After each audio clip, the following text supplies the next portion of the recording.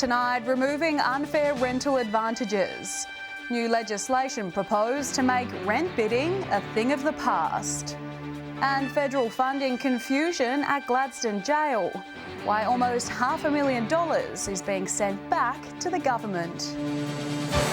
From our 7 Spencer Golf Studios, your nightly news with Madeline Kerr begins now. Good evening, thanks for joining us. First tonight, major changes on the way for potential renters in the Spencer Gulf. Under new legislation proposed by the state government, the practice of rent bidding will be made illegal. Rent bidding refers to landlords being able to accept higher offers on their rental properties, giving an unfair advantage to those who can only offer the advertised price. The Minister for Consumer and Business Affairs, Andrea Michaels, says rent bidding unfairly drives up prices and contributes to the rental crisis by making it more difficult for South Australians to find affordable rental accommodation. Already banned in Victoria, Queensland and Tasmania, New South Wales has also proposed to make rent bidding a thing of the past. The Australian Capital Territory and the Northern Territory will be the only remaining areas in the country without such legislation. 2 ambulance windows have been smashed in Wallaroo following an incident at the hospital in the early hours of this morning. Officers were called to the scene just after midnight after the duress alarm went off at the Wallaroo Hospital and Health Services. Police will allege a man smashed 10 glass panels at the entrance as well as the ambulance windows. A 37-year-old man has been charged with 2 counts of alleged property damage and appeared in Kadina Magistrates Court today.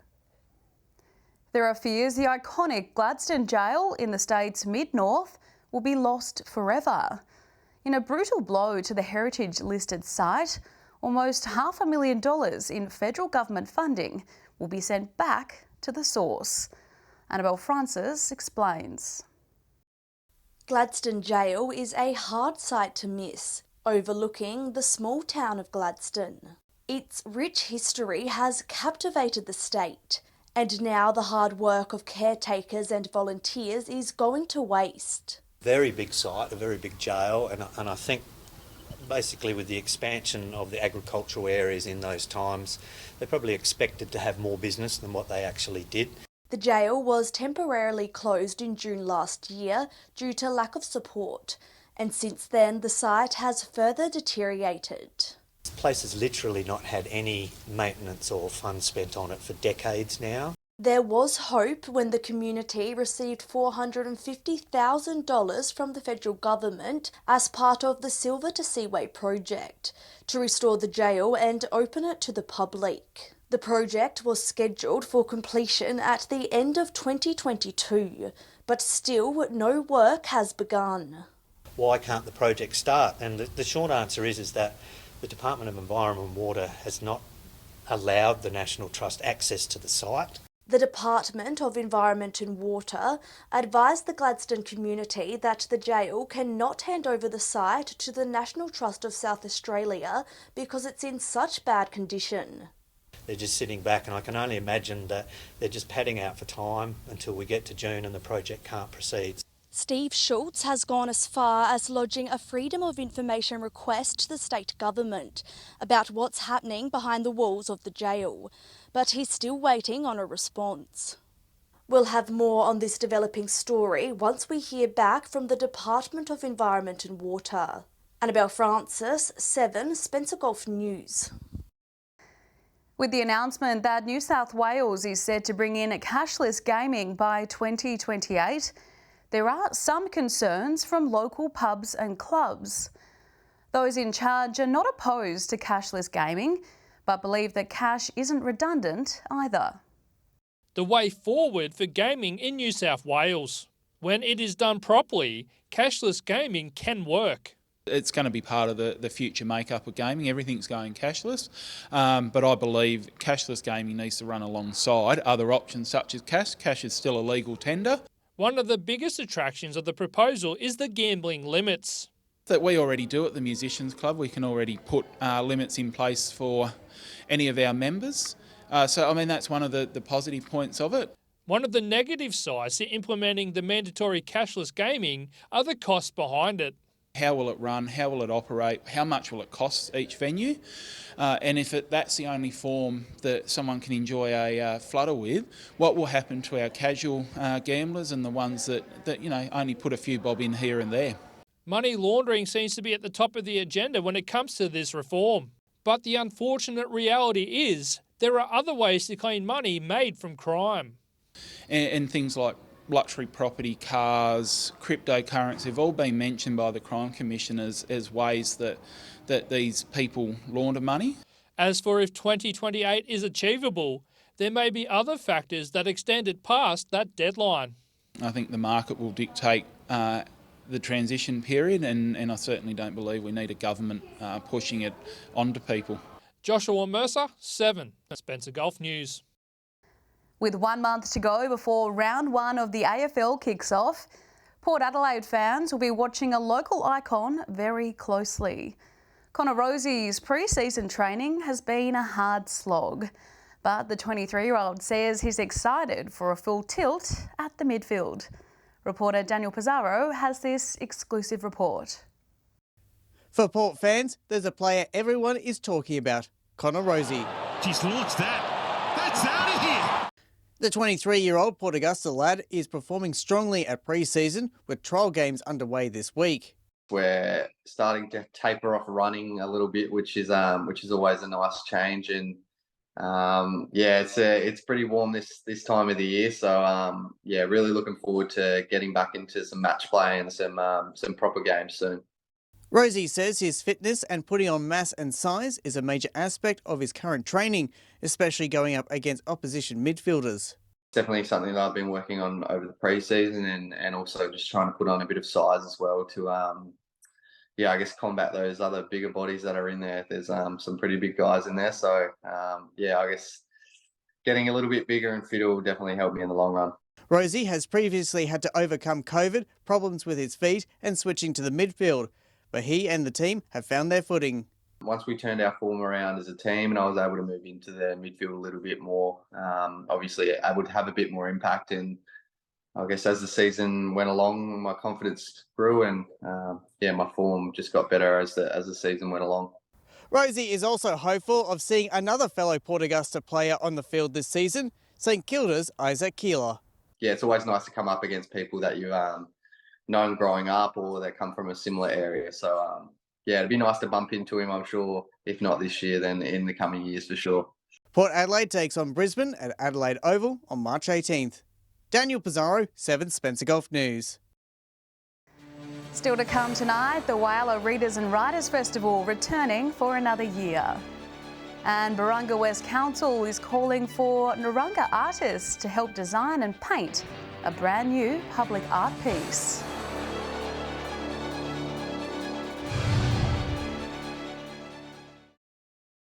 Welcome back. Budding writers across the Spencer Gulf region will soon have the opportunity to meet and learn from their idols. The Whyalla Readers and Writers Festival will bring authors to the city to share their knowledge. It's time to wriggle into the library bookworms. The Whyalla City Council has just announced it will hold a festival for book lovers in April of this year. The event made possible with funding from the Library Board SA's innovation sector. We've got a lot of authors coming from all over South Australia, and everyone is a South Australian that is coming. We've got some coming from WA, have Darry Fraser coming from Kangaroo Island, Flo McDonald is going to be here, and Leonie Kelsall. We've got Meredith Appleyard, Lee McInerney, and Chris Blows from the Port Lincoln area. As well as this lineup of visiting writers, local authors are also getting their main character moment. The local lady that we've got coming, Rachel, is going to also be doing some ongoing classes. So if you have a budding writer in your family, feel free to come along and check out the information she has. Those interested can head to Eventbrite to nab their tickets online. Organisers saying this event is not just for locals. We'll be hosting people up from the Eyre Peninsula, so we are actually organising transport to bring people up from Cow, Kimber, Cleaver area, so they can be involved as well. Alison Hall, 7 Spencer Golf News. Exciting projects continue to take place at Port Broughton. Barunga West Council has been working with the Narungga Aboriginal Progress Association, partnering up to create a public art piece, but they need some help. Barunga West Council is redeveloping the Port Broughton foreshore with the aim to make it a culturally rich, inclusive and a multi-use community space. And they have created a group to make this happen. And it's called the Narungga Knowledge Group. So it's all about getting knowledge from the Narungga Nation and the culture so that we can impart that into projects that we've got coming up around the place. The Port Broughton foreshore is a popular spot among the community and tourists, so it felt like the perfect location for a public art piece. So we've actually asked for Narungga artists to actually put in a submission for their artwork that we can display. As part of the project, there will be 8 totems that will mark the entry of the jetty with timber panels. We're trying to actually educate the community and bring some of that knowledge and storytelling into our district. This is a great opportunity to have your artwork displayed in a public space, where many events take place, like the upcoming Seafood on Spencer event. Expression of interest submissions can be sent to Barunga at barungawest.sa.gov.au by Monday the 1st of May. Annabelle Francis, 7 Spencer Golf News. Stay with us after the break. From the outback to the world stage, the next step for Broken Hill Distillery's world famous gin. And the Flinders Ranges Mayor reflects on recent accolades thanks to some large-scale industrial art.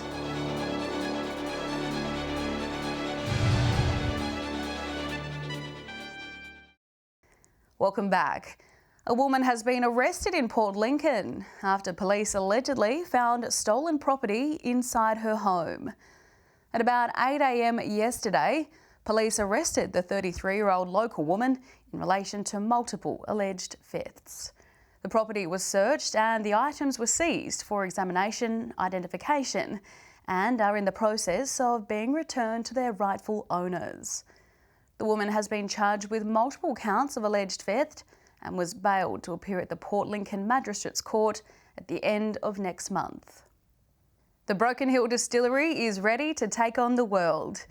2 of its signature gins will be on show at the next stage of the World Gin Awards. Brothers Paul and Eric Hanna will be making the trip to London to see if they come out on top.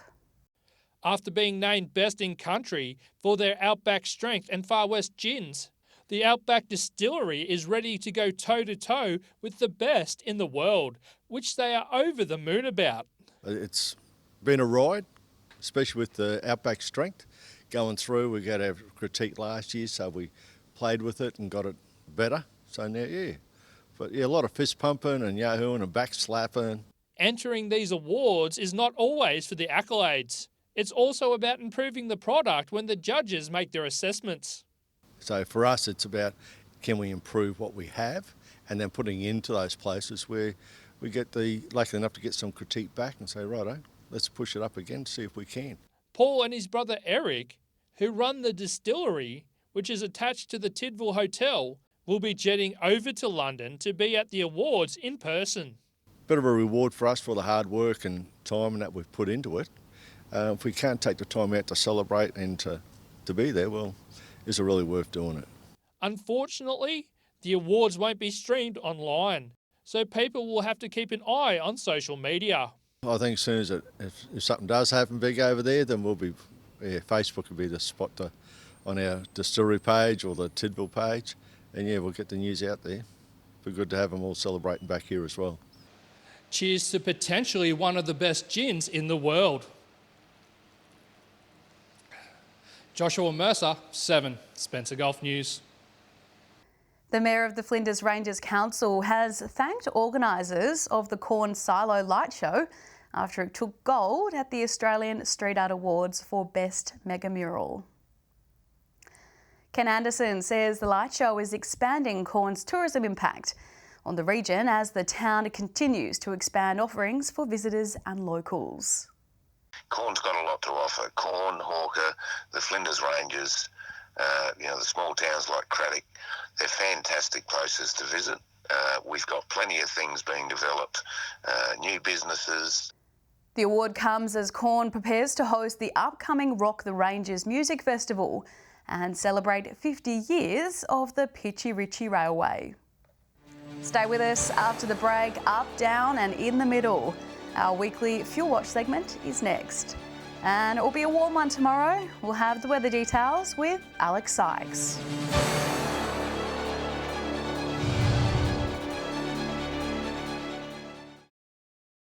Welcome back. Most fuel prices across the Spencer Gulf have risen this past week, but not as much as in the big city. Motorists heading to Adelaide this weekend are being encouraged to fuel up before the trek. Here's Alison Hall with this week's Fuel Watch.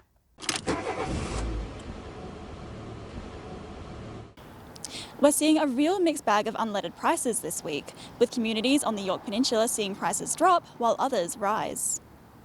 Looking at unleaded, there's only 2 green arrows on the board this week. In Port Lincoln, you can top up for $1.81, and in Kadina, you can fill up for $1.80. Both of those locations only dropping by 1 cent. Neighbouring towns didn't fare so well. Whyalla at $1.86, Port Augusta matching that price, climbing by 3 cents there. Port Pirie is now at $1.84, up from $1.79. Over the border in Broken Hill, the price for petrol has stagnated at $1.83. And as we pointed out earlier, Adelaide has been hit by a massive price hike, going from $1.75 to $2. In diesel, we're seeing almost an even spread of hikes and falls. But don't let these arrows fool you. The price dip in Port Lincoln and Kadina are less than a cent, with Port Augusta having the most significant drop from $2.05 to $2.03. Prices are soaring everywhere else, with a significant rise in Port Pirie from $1.96 to $2.04. Whyalla is seeing a small change compared to Broken Hill and Adelaide's 4-cent increase. For those needing gas, most towns remain the same. Port Lincoln stays at $1.26, Whyalla at $1.18, Port Augusta at $2.01 and Adelaide at $1.09. Port Pirie is seeing an 8-cent increase at $1.22. Broken Hill has the second largest increase of 3 cents, bringing the price to $1.20, and Kadina has the smallest increase from $1.14 to $1.16. And that's it for Fuel Watch this week. Now just remember, these prices reflect the regional averages and do not reflect any one outlet. If you see fuel for cheaper, let us know on our Facebook page. Cheers, Ali. Alison Hall reporting there from Port Lincoln. But it's time now to take a look at what's happening in the weather with Alex Sykes. Alex, it was pretty warm today. It was, Maddie. Nothing too crazy for this time of year, but hot nonetheless. It also got a little bit windy in some places. 50-kilometre-an-hour winds were recorded in Cleve and Ceduna this morning. Looking at some of today's temperatures now, 38 in Port Augusta, 37 in Whyalla, and even Port Lincoln jumped on board the heat train, recording 36 degrees at midday, the warmest it's been in around a month. Looking more broadly at today's weather map now, Cooper Pedy reached 40 degrees, 39 was the top in Woodna. Port Pirie recorded 37 degrees at 5 minutes to 3. Taking a look at the satellite image now, a large high-pressure system will remain near stationary for the remainder of the week. A trough of low pressure will move over far western coastal waters today and tomorrow. Moving on to tomorrow's weather outlook now, and we'll start with the Gulf waters. North to northeasterly winds 10 to 15 knots, shifting south to southwesterly in the afternoon, seas around a metre, and south to southwesterly swell around a metre, increasing to 1.5 metres. It's set to be a top of 37 degrees in Port Lincoln tomorrow, which is the warmest forecast in over a year. Mostly sunny and a top of 40 in Cleve, and partly cloudy and 41 in Woodna. 41 degrees in Whyalla as well. Port Augusta sunny, 42 degrees. Down to 22 tonight, and Kadina will have a sunny morning, heading for a maximum of 40 degrees before a cool change later in the afternoon. A top of 42 degrees in Port Pirie on Thursday, 39 in Clare, and Broken Hill will be sunny and heading for around 40 degrees. Taking a look further through the week now, starting with Friday's forecast. 42 degrees on the way for Broken Hill. Back over the border, the heat won't be as intense, but we will still feel it. Sunny and 34 in Port Augusta, partly cloudy and 24 in Port Lincoln, and mostly sunny and 27 degrees in Whyalla. Moving on to Saturday's outlook now. Broken Hill will be back down into the mid-30s. Sunny conditions there. 41 up in Cooper Pedy, cloud clearing around Port Augusta 30. 26 in Whyalla, mostly sunny, and 23 in Port Lincoln. Port Pirie be mostly sunny as well, heading for a top of 29.